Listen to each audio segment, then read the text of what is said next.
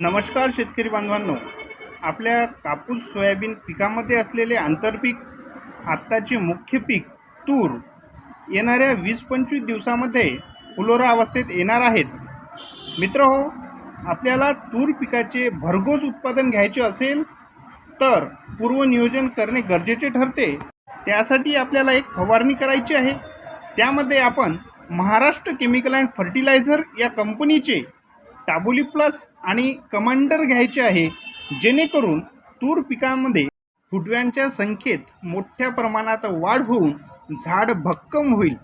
टाबोली plus आणि कमांडरच्या वापराने सर्व बुरशीजन्य रोगांवर प्रभावीपणे नियंत्रण मिळते. त्याचबरोबर अळींच्या सर्व अवस्थेवर दीर्घकालीन नियंत्रण मिळते. मित्रहो, तूर पिकांमध्ये फुटव्यांच्या संख्येत वाढ होणे अत्यंत आवश्यक आहे. त्यामुळे शेवरा अवस्थेत भरीव वाढ होऊन परिणामी 20 ते 40% उत्पादनात वाढ होऊ शकते.